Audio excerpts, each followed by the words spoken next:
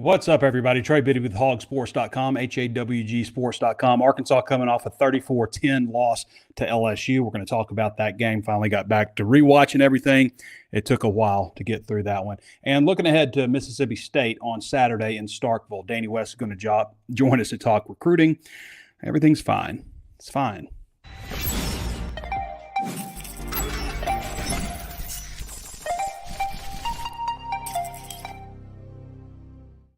Fine. It's fine. Just keep telling yourself that. Plenty of ways to watch and listen to the show. Of course, you can always tune in on YouTube. Be sure to give us a thumbs up or a like on whatever platform you're watching, whether it's YouTube or Facebook. Plenty of different ways to watch and listen. We're on Instagram. We're on X. And also available on Apple Podcasts. And immediately after this is finished live streaming, we're going to upload this to your favorite podcast platform.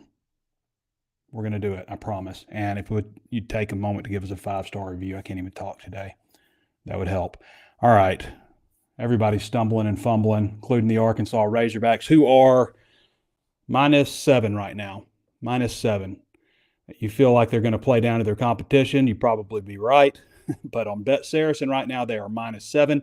That line started out at -8 on Sunday. So, we'll take a look at Mississippi State here in a minute. We're going to talk about a few housekeeping things. Arkansas and Mississippi – Jesus, I can't get through this.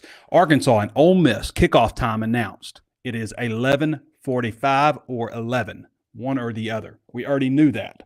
We already knew when they announced the flex dates that this was the date. This was the time. It's going to be on ABC, ESPN, or SEC Network. Like, why even announce it? Why even announce it if you're not going to give us a time or a network? We already knew this. Latest injury news. Braylon Russell going to probably have to carry the load because it doesn't look like Quentin Jackson's going to be very healthy. We know he went down late, kind of nursing an ankle injury. Part of the reason Arkansas didn't run the ball very much on Saturday, one part. So probably going to go to Braylon Russell a lot. Rashad DeBinion, got to take care of the football better.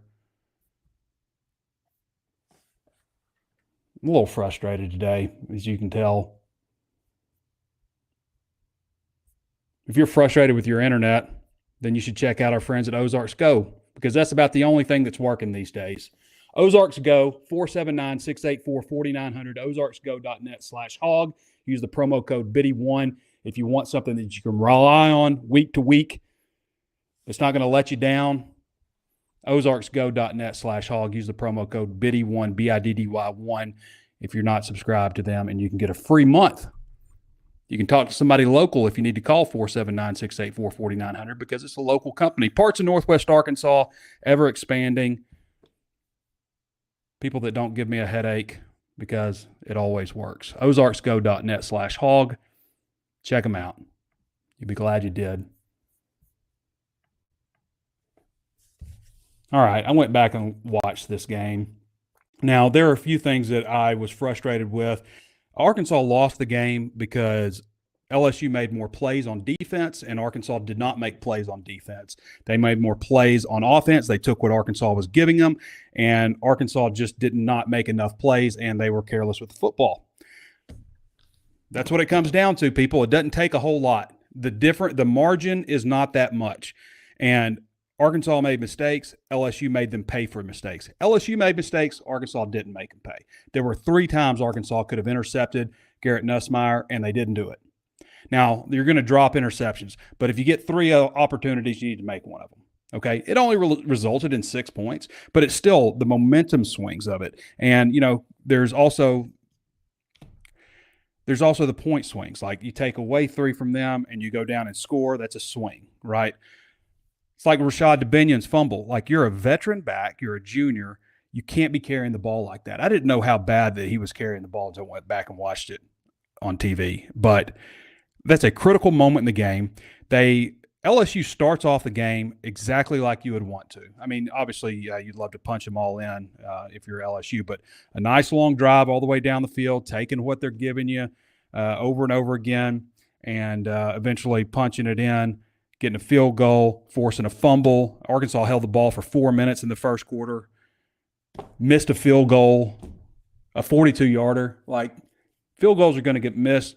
If you're 42 and in, you need to be making those field goals. And they made the 51-yarder, and that's great, but you need to be making that field goal. You got to make a 42-yard field goal. You just at home in a game like that, or you're going to lose. You just are. So big momentum swings on those two turnovers. It was 16-10 when Taylor Green fumbled or threw the interception. That was a great play by Weeks. I mean, that guy's a good player. He's a playmaker, and that's a big difference. I mean, Arkansas had guys on defense who didn't make plays, who had opportunities, and LSU was the opposite. I can't put this on the defense. I think the defense played fine. They didn't play great, but they played well enough. Garrett Nussmeier was on fire. I mean, he made 3 bad throws that all could have been intercepted. And aside from that, he knew exactly where to go with the ball time and time again. There was one bad play by the defense that the most disappointing play I thought was Caden Durham's 22-yard touchdown run. They were second and goal from the 22-yard line. And you got to make that tackle. You had 2 opportunities to make the tackle. You still would have had him third and long, and you didn't make it. And that was a disappointing play. Maybe the most disappointing because it was early on and you had an opportunity. The 3 interceptions, Marquise Robinson. First of all, I like Marquise Robinson. Stop doing this crap. Dude, stop doing that. It looks stupid. Stop doing it, especially when you have an opportunity to intercept it. Just stop. There's nobody in that stadium who thought that looked cool.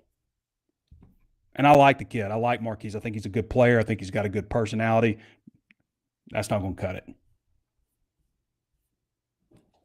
Larry Worth probably had the most catchable interception opportunity. It was the same drive. There was 2 where Marquise could have had him. The second one he could have had. Also, I think the next play after that, Larry Worth could have had an interception. Again, you're going to drop interceptions. Those balls aren't necessarily intended for you. Sometimes they're coming like a rocket. But you got to catch them every once in a while. You got to make the plays when they're presented. Arkansas, again, how many times have we said this cannot be the team that turns the ball over. It cannot be the team that loses the turnover battle, and you lost 2-0. That final drive by Mississippi State's just, the defense is gassed. LSU defense is gassed. I mean, you're out on the field too much. I mean, now Taylor Green, I think, is throwing the ball actually pretty well. They're just not. There are other issues like, I thought Amarian had his hands full with LSU's defensive ends. You're just going to face really good defensive ends in this conference. I think he'll get better, but it wasn't like, oh, that's the solution. Have Amarian at right tackle. Why didn't we think of that the whole time? He still struggled, but he's got a future, I think. It's just there. You're just going to run some really talented defensive ends. But I think Talon is throwing the ball pretty well overall. He seems a lot more confident throwing the ball. I know they only registered 10 points, but like the 25-yard touchdown strike he had to Andrew Armstrong on the touchdown drive was a great throw. That was a really good drive. There were times where I felt like from an officiating standpoint, again, I'm not saying this is what cost Arkansas the game, but we can talk about bad plays, bad calls, right? It seemed like every time it was iffy, it went against Arkansas. There was the pass interference call on Marquise Robinson after LSU scored, I believe, where LSU, Major Burns was all over Jordan Anthony. And not all over him, but he grabbed his arm. He was in his body before the ball came. It's pass interference. But if sometimes you're going to let him play, okay, I'm all for that. Let him play. But you can't come around the very next series, and Marquise Robinson does basically the same thing to Lacey, I believe, and it's a flag. I mean, you can't call that flag and not call the other one. It just doesn't make any sense to me. I didn't think of Marion Harris on Tyrone Broden's really good catch, maybe the best catch he's had all year, where he was out of bounds, outstretched. It was after the one was reviewed. I guess they were like, surely Tyrone didn't catch that. But that outstretched catch, Marion Harris was hit with holding. I did not think he was guilty of holding. And that to me is way more egregious than calling somebody are missing a holding call. You miss a holding call versus calling holding when it's not there. That one irks me a lot. So there were a few things like there. The targeting thing, some people think that's not targeting. I think that's absolutely targeting. I think when you have a receiver who's defenseless coming over the middle of the field, and the D-back leaves his feet and launches into him, hits him in the shoulder, neck area, face mask, that's targeting. Two referees threw flags on it. They saw it. The fact that that was overturned was pretty surprising to me. I couldn't believe that. And you got two guys that are injured or hurt on the play. To me, that's textbook targeting. It doesn't have to qualify every step. It doesn't have to be crown of the helmet or helmet to helmet. It doesn't have to be launching. It just has to be one of those things. And I thought that was forcible contact to the head or neck area, leaving your feet also. And even if it's not, it's still unnecessary roughness. I mean, you've got a defenseless receiver there. And I don't understand why you can't. I was talking to Sully about that, Steve Sullivan, and he had the same opinion. It's like, why is it not? Anyway, it's neither here nor there. I'm not saying Arkansas lost the game because of penalties or missed penalties or anything like that. That's not what I'm saying at all. I'm just saying it seemed like every time that there was a 50-50 type of thing, it seemed to go against Arkansas. Devin Bale's a heck of a punter. Really good job. I've noticed this too with Talon, and I'm not saying this is why he got those two. He got two passes that were batted down, but he has gone back to low three-quarter throwing motion. You can see, like, they were doing a breakdown on film of him, I think in the UAPB game. They're showing him from Boise, and he's down here, and they're showing him now, and he's up here. He's back down here, and that's fine. I think that it's tough to mess with somebody too much, and they worked with him all offseason trying to get him more over the top. But since he has kind of reverted that, I started noticing in the Tennessee game, he seems a lot more comfortable, okay? And that's just, again, we've talked about this before. For every hour you spend throwing it the wrong way, it takes 3 hours to correct it or something like that. So I'm fine with that. I think that Talon is throwing the ball pretty well, actually, even though they only got 10 points. He just seems a lot more confident. They got to get better protection. They got to make plays. You got to make plays. You got to capitalize on opportunities, and Arkansas just didn't do that. Saw him run a little bit of three-man front in the second half. I thought there was another opportunity to call Hudson Clark against Hudson Clark. C.J. Daniels, I thought he pushed off him on that one where it looked like he made that really good one-handed catch where he didn't. But I thought that was offensive pass interference. But yeah, ultimately, Whit Weeks made a great play in this game, a fantastic play, and that was the second opportunity that swung the momentum. You had two swings of momentum: the Rashad DeBinion fumble and the Whit Weeks tip and interception, and that sometimes is all it takes. And to make it from like being a close game, again, it was 16-10 at the Weeks interception, to make it from a close game to looking like you just got the crap kicked out of you 34-10. And I'm not sure that Arkansas got the crap kicked out of them, but they were beaten, Disappointing to come off that Tennessee game. I mean, this is an LSU team that, guys, they're good, but they barely escaped at home against Ole Miss. They probably should have lost to South Carolina a few weeks ago. I mean, it's not like they're unbeatable. It comes down to making a play here and there, making that interception or not throwing the interception. I mean, it's not much. There's so many plays in football that don't end up really mattering in the whole scheme of things, and sometimes it's just a couple of plays here and there that they get you. So Arkansas is 4-3 right now. They're 2-2 in SEC play. They've got to win at Mississippi State. Can they beat Ole Miss? Can they beat Texas? Can they win at Missouri? Sure, they can do that. When we've seen them beat Tennessee, things can happen in college football. As we know, upsets happen all the time. So if we're talking about the goal being bowl eligible, and I told you it's going to feel different, didn't I? Like, people are talking about 6-6 is good enough to get them here or there. 7 wins would be fantastic, all this stuff. But when you're in it and you're in a loss, it feels a lot different. Feels a lot different than it did last week against Tennessee, a game that nobody really gave them an opportunity to win, and they did. And so that's why it's a little disappointing to see them play the way they did against LSU. Just did not look tight, did not look clean, But this Mississippi State game in Starkville, now Mississippi State, guys, it's not like they played a joke of a schedule here. Let's look at their schedule real quick. This is the Mississippi State schedule.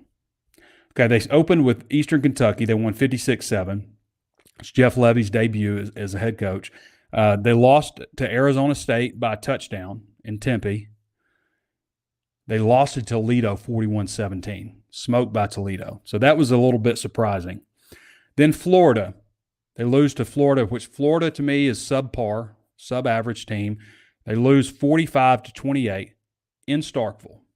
They lose their starting quarterback in this game. You have to consider that. They lost their starting quarterback in this game, and now they've gone to Van Buren. 35-13 to Texas and Austin, number one team in the country at the time. Georgia, the team that beat them, 41-31. Speaking of crazy officiating, I've seen some wild stuff. And here's the thing. I was watching the Georgia-Texas game.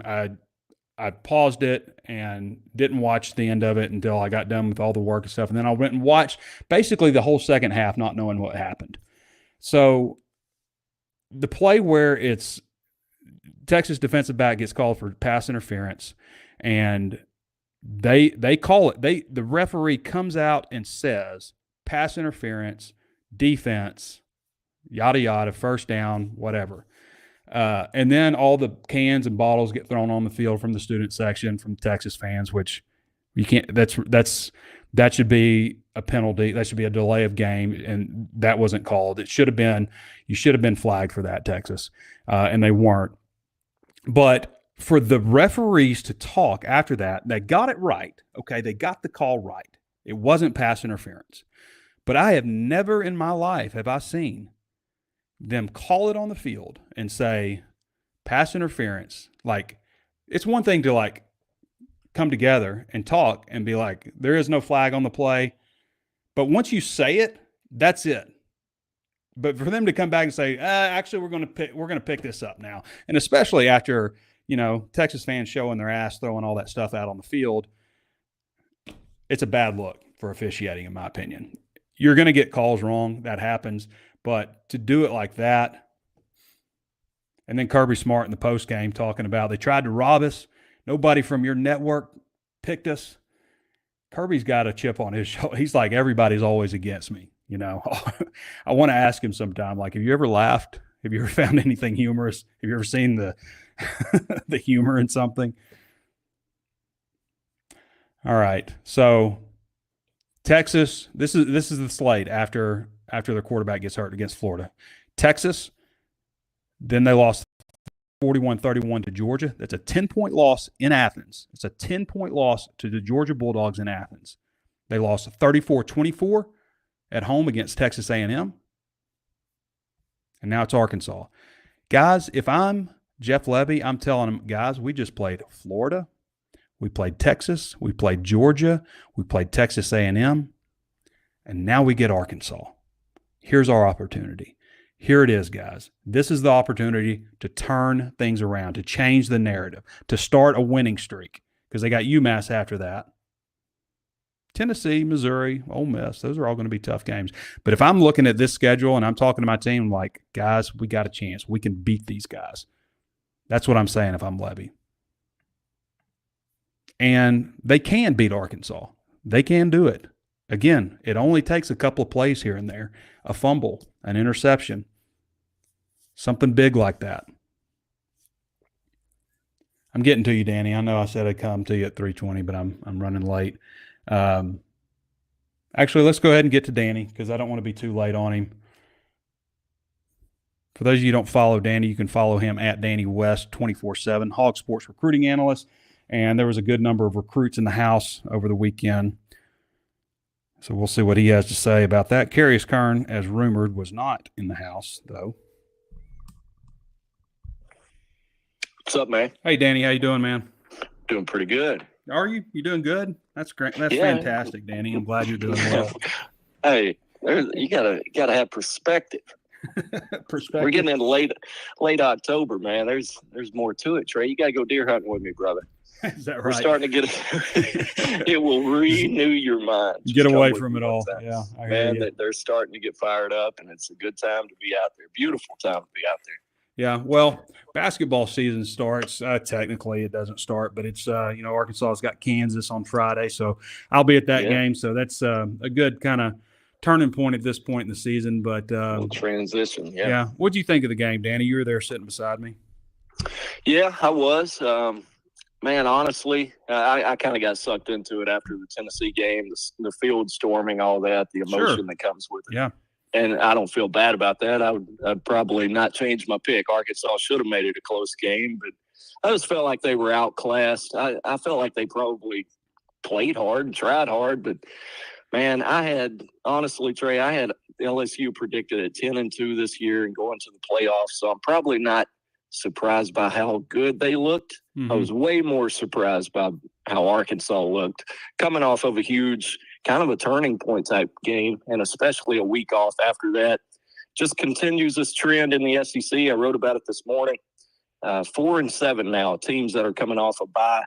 I want to tell you, I did not include in that stat Alabama and Georgia. Both of those teams shared a bye week going into that matchup, as well as Oklahoma and Texas, same deal. Didn't include those, but 4-7 coming out of a bye. That's really surprising in the SEC. Kind of a big storyline that I've seen so far. But, man, the offensive line for LSU, if Arkansas could ever get one like that, they'd probably be undefeated, maybe throw in a kicker.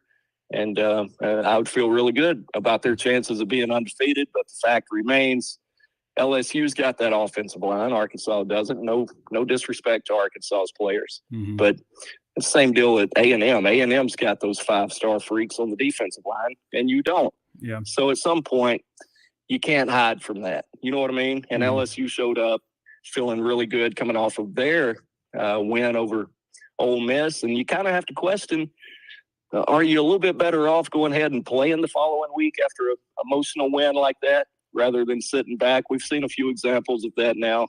And who knows? We'll never know. But bottom line was I felt like LSU had the better team, but I was disappointed. And how it kind of got away from Arkansas. The final score is really a reflection of how most of the game felt, in my opinion. Even when it was 16-10, I was like, man, this really doesn't feel like, 2 weeks ago when they were down 13-3 or whatever against Tennessee. You still felt like Arkansas, if they can just get a score here and come out of half, that sort of thing. In this one, it just felt like LSU was just a little bit better. Yeah. You want to hear from the fattest, stupidest, ugliest troll covering Razorbacks right now, Ozzy Maverick, Danny? You know that guy? I didn't know where you were going with that, but I was down with it. This guy's, yeah, what'd he say? Trey, how can you possibly justify Pittman remaining as coach, afraid to lose your spot on the university's payroll? I've said that I'm not aware of. Like I've said that, first of all. What an idiot. This guy's such a turd, and he's ugly. You're ugly, Ozzy, and you're fat. I bet you stink. Buddy, I'm not going to stop you. Keep it going. Yeah, that guy's just – I hate that guy. I hate him. He's the worst. So, Danny, recruits in town. You know he stinks. You Danny, can look at him until he stinks. You can look at him until he stinks. Danny, there were recruits in town. What do you think they thought of the game? Oh, man, I think let's start with the official visitor, right? That's kind of what's coming up here in about 30 minutes. We'll have a full recap from Gavin Garrettson, the tight end. He's committed to San Diego State. We talked about him last week. Trey's out of Chico, California, Pleasant Valley High School. 6'7", 240. He came in over the weekend. Arkansas, in my opinion, buddy, is now picked to sign him. I feel good about their chances. And I think when people see the story, now it's not a commitment story. I'm not advertising that, but the post-visit recap story will be posted here in about 30 minutes, and people could check that out on HawgSports. But he talked about, the atmosphere.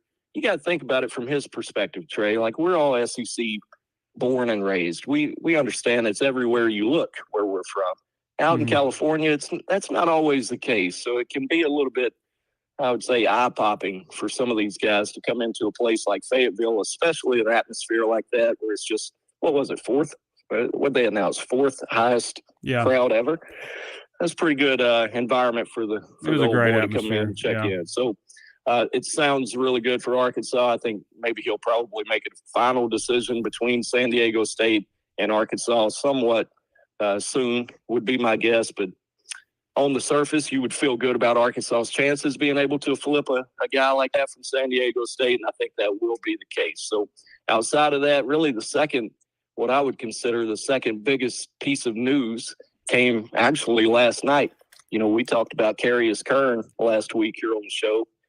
I think we've talked about him a lot, but he was reportedly going to visit Arkansas over the weekend. He got with me last night and said, hey, I was never visiting Arkansas, which we told you last Thursday. We haven't heard that from Carius, so we kind of held off a little bit. But he told me last night, I was never visiting Arkansas, and I'm still solid LSU. I'm not sure where that report ever originated, so he's still solid with LSU. And, I think we all kind of expected that after a game like that. But just want to get that out of the way. It'll probably be really, really tough to come by and get that kid at this point, Trey. So probably won't be talking a lot about him. It's twice now. He's kind of shut it down. And, it ain't happening. It would take a lot. Don't screw with me today, Danny. I'm not in the mood for it from people. I'm not in the mood for it. I get sick and tired. What do you think about Ozzie? Oh yeah. What do I really think about him? Pass. Yeah, call me. I've said enough. But if somebody's going to come on here and show their ass, then I'm going to call them out, and I'll call their full name. I don't care. I don't care. Yeah. Especially that guy. It's a loser, man. I know it. Hey, I'm gonna get you off that. I'm gonna get you off Ozzie here. Peyton Miller, 2027 offensive lineman out of Anna, Texas, was on campus. Blaze Tomasi. I think I got that one right, Trey. Blaze Tomasi. I think so. 2026 offensive lineman out of Baton Rouge was on campus this weekend. Second time he's been on campus, I think, maybe three, but I know he attended the cookout in late July, and obviously he told us then, hey, I'm going to come back for a game this fall. And lo and behold, he picks the LSU game as a Baton Rouge kid. I think Arkansas is really in a good spot there. LSU has not offered this one. I want to make sure I note that, but had a four-star receiver out of Owasso, Mason Jones, 2026 kid. You had TJ Hodges, four-star running back from Marked Tree, Arkansas. A bunch of really good guys there. So, that's not the outcome you would want, but it seems like all the I've still got plenty of feedback I'm sorting through from some of these visitors, but you'll see over the next 2 or 3 days, it's all positive. You expect them to say the right things about the atmosphere, and they did. They were all really impressed by it, and they're not going to come out and say they were disappointed by Arkansas's play or anything like that, but we can. We can sit here and say that's probably not the performance you would want in front of your biggest group of visitors this season, but overwhelmingly positive. Outside of that, I don't think these guys make their decisions based on one outcome of a single game. And if they did, they're probably going to LSU anyway. So that's kind of where it's at. I thought it was a good weekend for them outside of the final score. It just got away from them. And really, even if you watched the game, it never felt truly like Arkansas was about to do this thing, to me anyway. It was a weird feeling game from the start, really. I mean, like Connor said, it was death by 1,000 paper cuts kind of deal, You looked at Mississippi State at all, Danny? I have, yeah. I think we talked about it before the show today. Just you look over there and you check their score every week, and you're like, man, when are they going to let go of the rope? They're playing everybody to 10-point games. And, the last two, A&M and Georgia, two of the top defenses in the country. Now they've got this new quarterback in there, Van Buren, and he's averaged almost 300 yards. He's got a 6-2 ratio against Georgia and A&M, two of the top 20 defenses and most talented, probably top 3 or 4 in the country. So, Mississippi State's won 9 of the last 12, which is just insane to even say. But I guess the good news there is Arkansas, 2 of those 3 were in Starkville. I think Arkansas, as I'm sure you do, should win the game, should be expected to win the game. But you absolutely expect everything to be close at this point. So I could see it going either way. Mississippi State's down there circling this one. Boy, they got to be feeling good about it. Hey, we finally got one. Maybe we can get here. No question. We haven't let go yet. Credit to them. And that Jeff Lebby, I guess, that's a really tough spot. So I'm sure they're going to give Arkansas everything they got. The problem for State is, Trey, they're ranked dead last against the run, against the pass, just about everything. I mean, everybody can score on them. And, you would expect Arkansas to just go down there and want to shorten the game and run it, not get into a shootout again, of course. But, we'll see what JJ's got going on. I don't like hearing that he's how did Pittman say it? Didn't sound good. Didn't look good. He kind of said, we're going to let Braylon eat. I mean, basically. Yeah. I mean, he's kind of resounded the fact that Jaquin is probably going to be limited this week. And while we're on top, we can just talk about that a little bit. It sounds like the plan is going to be to redshirt Patrick Kudus, but he should be able to play, as we get – he's got 4 regular season games, right? So he can play in those games, but it sounds like they're going to try to redshirt him. It sounds like that's going to be the same case with Jalen Braxton. They're talking now with him. Man, I hate that. Yeah, they're talking after the next bye week as a possibility for him to return. So if then. So it's a leg injury. We had been reporting bone bruise. That's what we were told. We know he had tendonitis. I don't know if this is, but it's a knee basically. And I don't know if it's a ligament issue or, meniscus or what exactly, but they could have used him Saturday. I think that was pretty clear. Oh yeah. And what else? What are the other? Cuddy. Let's talk about that, Trey. Cuddy's had a pretty good year in my opinion. Yeah, but that was I don't a like rough night for him. I don't like the Tweety Bird. I don't like the Tweety Bird. I'm not bothered by the pass interference on that. I'm bothered by the celebration after dropping probably a would-be pick, a really big one. But you know what? Hey, that's the emotions of the game. It's everywhere you look nowadays, and I'll tell you this. If anybody spent 10 minutes with Cuddy, you'd love him. He's that type of guy. That's why I made sure to preface what I was saying by how likable the guy is. He's a good kid, good young man. I mean, he's 5th-year senior, like 6-year senior or something. And good kid, but I don't. We can live without some of that. Yeah. I'm with you. I forget what we were talking about there, Trey. But hey, that's spot on. We're talking about Kudus and Braxton. That's 2 of your top young players, and they've missed them this year. They have. Now we're not making excuses, but those are 2 really good. Well, we think. I think Kudus would have settled in there inside, but I know Braxton was. He was coming. Speaking of Danny, so I got a fish man out there. I got to apologize to you because I was hot after the game. Obviously, just like I'm not happy right now. But Fishman is in my comments on the walk and talk, and he goes, excuses. Well, I didn't realize he was kind of, playing along with me because I do that. All I hear is excuses deal, excuses. And anyway, I kind of went after him thinking he was saying I was making excuses, which it would be ridiculous because I'm not playing the game. I'm just reporting on it. So anyway, friendly fire there. Right. Ozzy, on the other hand, do not apologize. You just mowed him down, brother. Yeah. I feel a little bad, but not that bad. He just shows his ass so many times, like all the time, and it bugs. So anyway.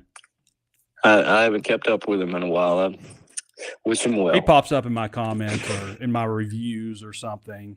He called me a coward. The worst thing you can do, the stupidest thing you can do to me is get on your computer and type out that you're a coward. That's cowardice. There's a little bit of irony in there, Danny. But that's all right. Anything else you guys to say before we catch you later? Yeah. No, man. I don't think. Of course, got an away game this week, but in 2 weeks, Ole Miss getting back on campus, probably going to be some visitors coming in for that one. Probably not as big as this past group. I think this was the one, with a 6 o'clock game, of course, and especially coming off a win like that, they kind of wanted that to be the big one. But should have a plenty of kids there for the Ole Miss game. Yeah, even though it's an early one, you're not going to get some too far away. Get a decent turnout. You got, you got 2 night games, SEC night games, back to back against top 10 teams. It's hard to argue that, you were screwed in some kind of way with the scheduling and in terms of your home games, even though they're later in the season, So you get some morning games. You got a couple of morning games coming up in the stadium, But buddy, ain't it tough? I'm keeping you going, but ain't it tough to build momentum like that when the payback is kind of towards the end of the year? You know what I mean? Yeah, I think so. Oh, no question. Yeah. I mean, you'd rather have your home 3 games. of the first 4 out of your state every single year. No question about it. The way that I don't think it's any secret that like the SEC doesn't give a damn about Arkansas' schedule. They're not putting it as priority. That was evident.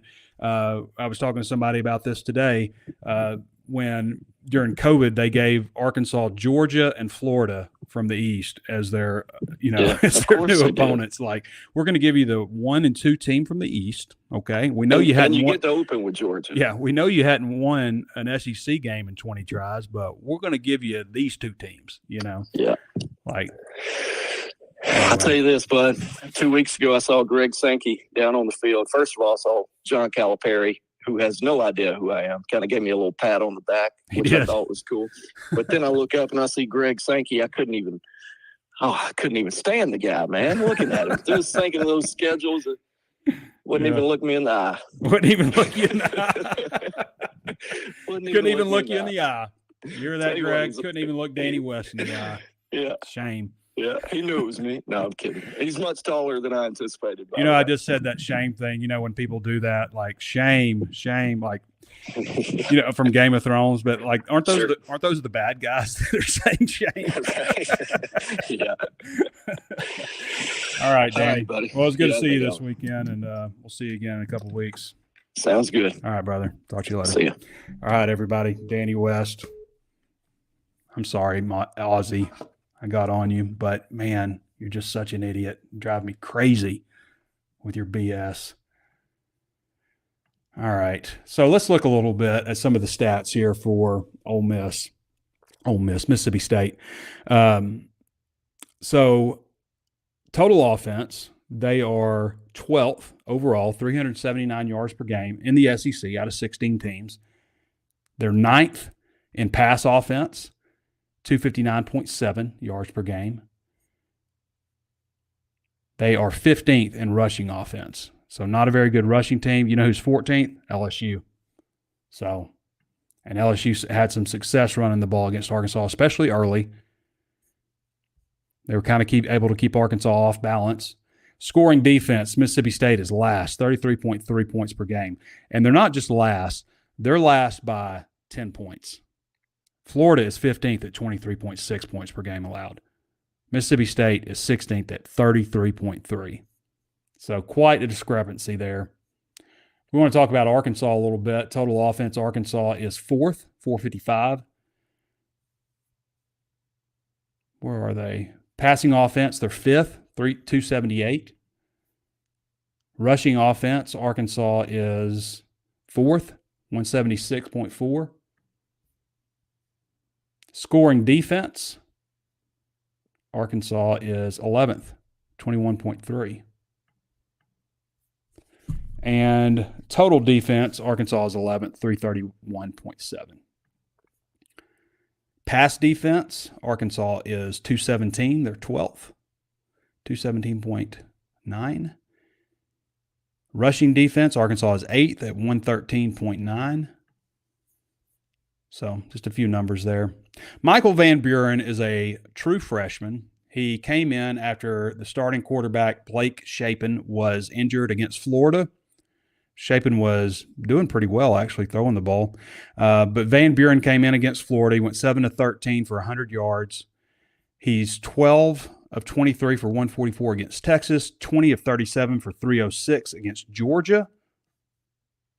5 carries for 15 yards in that one also. And 22 of 41 for 242 yards, 3 touchdowns, and a pick against Texas A&M. And took a shot from Kirby Smart on the sideline, which I don't know. I understand you get heated on the side. It looked like he did it on purpose, as he said he didn't.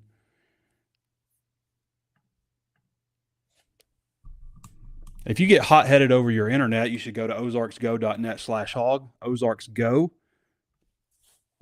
I've used these guys for over 3 years. Most of you guys know the message now for Ozarks Go. Like, it just works. Like, I don't know why I'm giving this long spiel about it and all this stuff when the answer to the problem is it works constantly and steadily, and it's fast. So why are you not using it?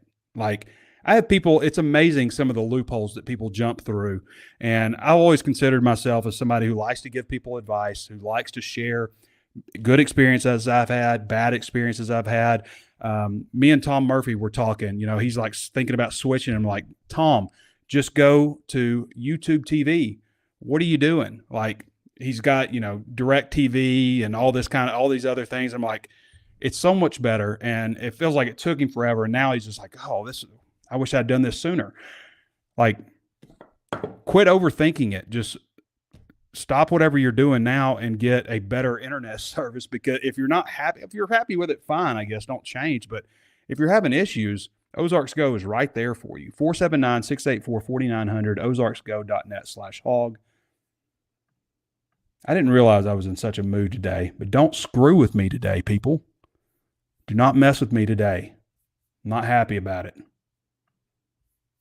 I don't like the way things are going. I feel like I bought in to some fool's gold with the football team. I picked them to go 5-7 this year, and then I feel like, they could do this and that now. They beat Tennessee, and I'm just frustrated at myself. So that's how I feel right now. Anybody got any comments?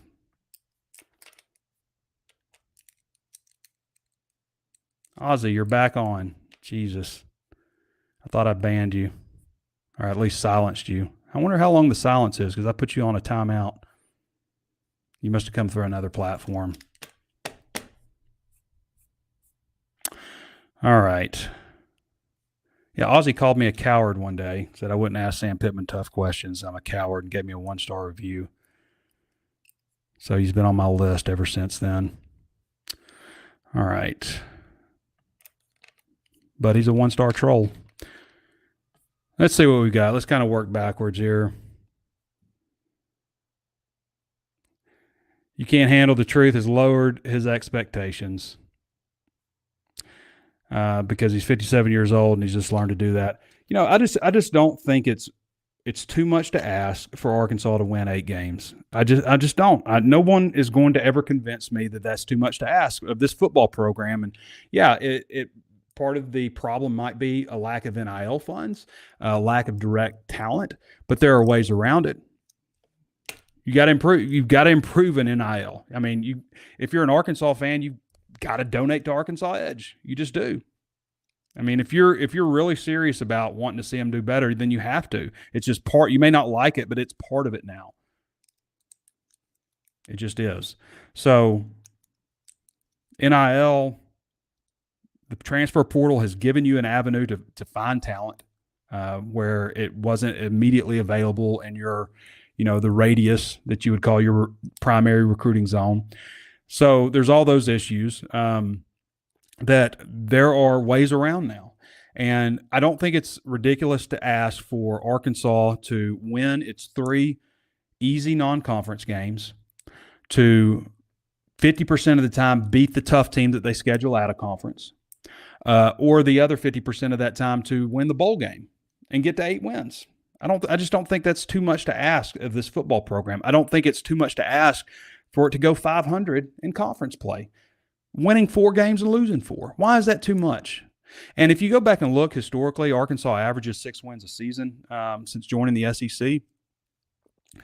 But if you take out the years where they were just disastrous, I don't think that anybody here thinks that 2 wins is acceptable, or 3 wins or 4 wins or is acceptable. It's just not. If you take those types of seasons out where there's, and I can understand a 5-win season. You have a coaching change, all that kind of stuff. Sure, I get it.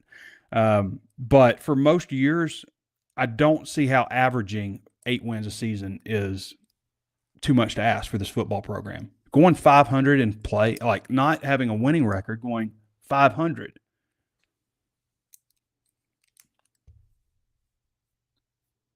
Somebody asked if Sam Pittman loses at Mississippi State, is he going to get fired? I mean, he would be in danger of it. He would be in danger of getting fired if they lose at Mississippi State. You're going to lose a lot of momentum, and you got Ole Miss, which they could beat Ole Miss. I mean, they've shown that they can beat teams, but man, you turn everything into a must-win. You got to beat Louisiana Tech, obviously, but you start looking at some games like, man, they got to win this.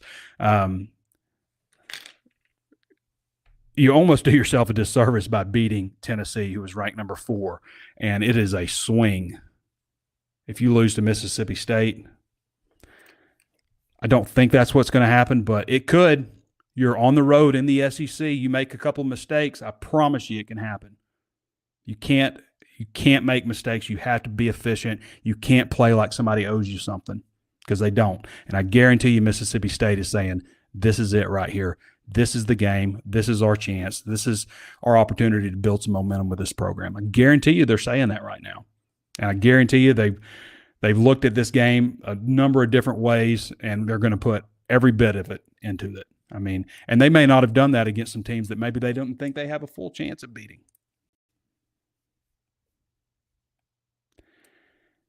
Josh French says we're past the years of Morris, but now we have to make a bowl every year. That's the expectation no matter what. Getting 500 records shouldn't be hard, as we've made it the past 12 to 14 years. Totally agree, Josh French. Ken Phillips says, I think Hunter Yurachek cares about football. He just doesn't want to pay the buyout. I mean, guys, when ADs sign coaches, it's not like they're going, well, we're never going to have to pay this money. We're never going to pay this buyout. They know that there's a damn good chance that they're paying a buyout, whether it's $15 million or whatever. Even Texas A&M knew that they're probably going to end up paying a big buyout. It's just the nature of the game now. So the question is, do you pay Pittman, if it comes to it anyway? I'm not saying that, but if it came to it, is it going to be 75% of his buyout, which would be, since 2021, he has to be over 500, or 50% is if it's under, 75% if he's over 500. Dylan Crutchfield says, I really think our AD doesn't truly care about the football program like he does basketball. I think it's maybe easier for Arkansas to compete in basketball. There's a sense that Arkansas is on a certain tier in basketball. I can assure you that he cares about football and wants to win. That is 75% of the revenue in the athletic department comes from football. So you better care. Now, that could flip a little, not flip, but it could change a little bit. It could swing a little bit in more basketball favor. I'm really looking forward to watching the Kansas practice. I hear it'll be like, they'll do some live scrimmage stuff, but they'll also do situational stuff is what I'm hearing. Like maybe somebody's up by a certain amount of points. And, that way it's like there's in one sense, it's like great to have an exhibition in the idea that, you can, it's game-like. It could come down to the wire, but what if it doesn't? What if one team jumps out to a big lead and then it's just like you're just out there scrimmaging, really? So I kind of like the idea for them to maybe make some situational stuff. You're down this many points, or it's a tie game or something like that, Ken says, I hate Jackson is hurt. He's one, if not the biggest part. He saw the problem. Yeah, they need Jackson. Now, Braylon Russell, I think, can get going. I think Braylon has got a lot of talent, and I think that he's got a really bright future at Arkansas. So I'm excited to see Braylon Russell get a big opportunity, get a big chunk of the runs. I wouldn't mind seeing 20 carries for him. But, yes, it would be nice to get Jaquan Jackson back fully healthy, especially for the stretch there. Skeezel says, it is what it is, but why pay Arkansas edge for the product that exists? Here's the deal. I've kind of likened this to the hog call. Like sometimes you can't wait for a moment to happen on the field before you start calling the hogs. Sometimes you kind of got to you got to lead in with a hog call to try to get them going, to try to bring some energy into the arena. And that's kind of the deal with Arkansas Edge too. I mean, it's like the chicken before the egg kind of deal, whatever. You need to win, but to win, you really need to buy players. So you're going to wait till they win and then decide. It's almost backwards. And I'll tell you this too: like if something were to happen, the season tanks, Pittman's fired. If NIL isn't in order, you're not getting a good coach. You're just not. You're not going to go out and hire some big name coach. It's just not going to happen. NIL has to be in order. They have to feel really good about the structure, about the potential of it, the future of it, and what's in the coffers right now. It's the bottom line. It's not going to be, well, let's see what this new coach does, and then I'll decide if I'm going to donate. That ain't going to work. It's just not. You need a steady stream of income. There's this talk like, Bet Saracen was talking about the 50-50 raffle and stuff like that, which would bring a ton of money into NIL. They have the new spare change program where you link it to your debit card and it rounds up, whatever you purchase. So you purchase some groceries for $109.10, then 90 cents would go to Arkansas Edge, which is a pretty good idea also. There's different things like that, but what you have to have is big donors donating monies, companies donating monies, fans donating monies. I mean, you have to have that, and you have to have some kind of steady stream of income also. Joffre says, I think being a window program should be the expectation, 6 to 8 wins with those years where you're a 10-11 team, not unreasonable. Being in the SEC and being 4 feet under everyone else after Morris. So I think that it's more of like a range to me, but like where you got a 5, to me, like the worst thing that should happen be a 5-win season to me. That's what I think. And I'm sure there are people who think that I'm wrong for that, but that's what I think. So that range to, having a 10 and 11 and stuff in between, building up your program, falling back down, building up, but it should never be like 2-3 wins. That's just Chad Morris should have paid back every single cent that he earned from the University of Arkansas. He should have sent it back. Bobby Knight did that one year. Bobby Knight repaid Texas Tech because they didn't have a good enough year.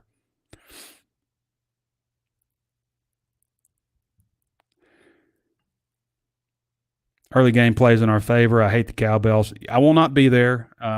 There's a couple of reasons. And I say this, sometimes like most people in my position who are publishers of a team site, they don't. Now, some people do, and I always have usually. But a lot of teams on bigger sites don't, the publisher kind of manages everything. But I don't do that. I do that job, and I write articles. I do this show and all that kind of stuff too. So, but in this day and age, it's not always convenient for the work we do to travel when the game's televised and the press conferences are on Zoom and stuff. But I try to go to the ones that intrigue me. It's just Starkville is not easy to get to. It's not an easy trip. You lose so much time that you could be doing things, working, all that kind of stuff that you're sitting in a car driving. And those damn cowbells, man, they ruin the game to me. Like, I cannot stand listening to that crap. I don't understand why they think it's cool or fun. I don't mean to crap on anybody's traditions, but that one's a terrible one. It's noisy. You have to wear earplugs. I hate the feelings of earplugs in my ears. You can't hear the person next to you because you're wearing earplugs. You can't hear the PA, all that kind of stuff. I think it ruins the environment. And they ring them when they're not supposed to. And I see the thing, only yell, no bell, all that kind of stuff. But you can't tell me, and you can hear it on television when they're playing like Ole Miss and it's coming down to it in the fourth quarter, people are ringing cowbells. I mean, they are. And for some reason they get away with it when everybody else, it's banned for everybody else. So, but that's another reason I hate the experience there. I think the stadium, what they've done to Davis Wade Stadium over the years, is tremendous. I think it looks like a really nice facility. And I've been there, obviously. I think Starkville actually catches a little more flack than it deserves. I'm not saying it's like upper echelon SEC town, but it's all right. It's not that bad. It's all right. The thing that I hate is the travel to Starkville, and more than anything, those cowbells. I think it just ruins the game day experience. Sorry, Starkville. I don't mean to hate on you. That's how I feel. Yes, defenseless receiver. It should have been a personal foul, if not targeting. It should have been targeting also. Looked like they didn't want to play. I don't know if it looked like they didn't want to play. I just, you need something to happen. You got to make plays, and I don't know. Wish Pittman would get pissed off about the loss as much as the fans. I promise he's pissed. Start doing drugs, I guess. Don't do drugs, kids. Not today, Satan. Okay, I think we've caught up to some of these. Yeah, I love you too, Matt Ozzy. Not really, but all right. That's the ball game. All right, everybody. We got the show on Thursday. Be sure to come and join us. That'll be around like 11:30 or something. We'll have somebody from Gene's page coming on, talk a little bit about Mississippi State with us. Connor Goodson will hop on, and we'll do a little more extended preview of the matchup with Kansas in the exhibition on Friday, which we'll be at. I got to get this start doing drugs things off the screen. I don't know why that's staying there. How do I get that off? Anyway, it's there, I guess, so we'll leave it for a minute. But anyway, that's the show. We got the game week show, and then I'll be doing the walk and talk from Parts Unknown in Fayetteville, Arkansas. All right, everybody. Thanks for joining me. Thanks for all of you guys for leaving your comments, even you, Ozzy. Thanks, Danny West, for hopping on. This has been Trey Biddy with HawgSports.com. Looking for my outro again. This second week in a row. I haven't been able to find it. Boom.